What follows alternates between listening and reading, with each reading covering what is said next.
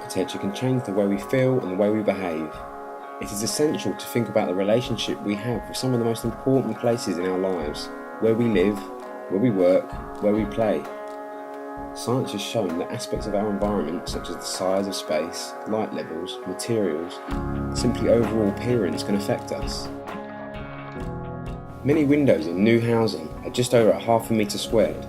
A lack of light within our living environment has been found to produce high levels of tension, anxiety and depression. It can even cause your internal body clock to drift, the consequence of which is internal desynchronization. If this living environment was sustained, there are increasing chances of immunosuppression, metabolic abnormalities such as diabetes 2, and increased levels of susceptibility to disease.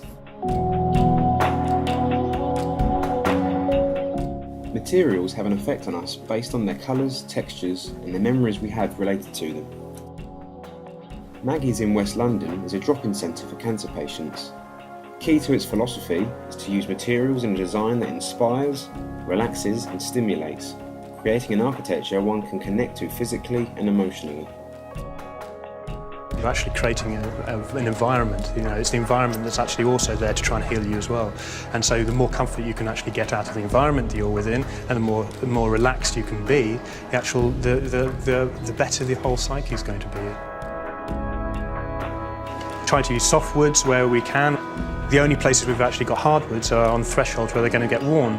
Things you're going to touch, feel a leather handrail, or whether you feel a stainless steel handrail, there's a very different feeling that it's going to give you. I think that's where design and good design actually makes a massive difference. In our work environment, open plan offices were designed with the idea in mind that people can move around and interact freely. Distractions, whether you are conscious of them or not, impose on your ability to focus. Office buildings are so intent on efficient space that are often lacking in a space that inspires the people who use it.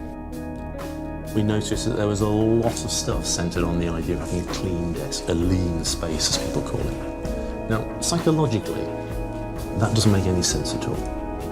Because if you put any other kind of animal in a lean, clean space, it gets unhappy. You'll find that people will feel less at home, less psychologically comfortable, and if they're less psychologically comfortable, they will almost certainly be less productive. Here we've got plants that people have chosen themselves, rather than had a choice imposed on them. In terms of productivity, we're finding that people are significantly higher in terms of their productivity. The power is in the people. If you challenge that, and if you try and impose an identity on people, then you make people more stressed, more uncomfortable, and probably less productive too. Harvard psychologist B.F. Skinner seeks nothing less than the engineering of human nature.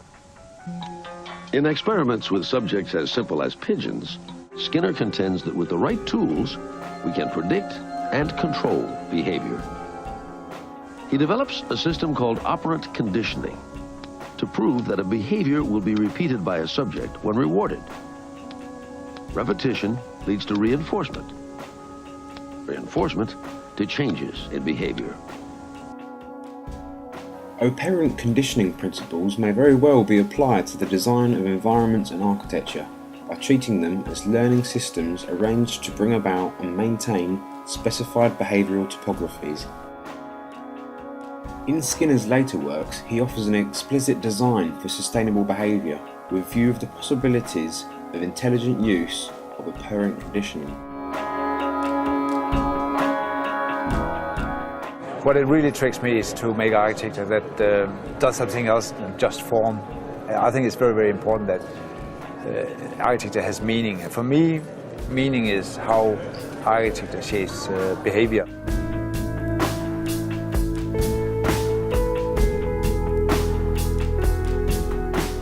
Do we act on free will, or are our actions the result of a complex learning system that is impossible to define? Are the environments we live in and surround ourselves with really good for us?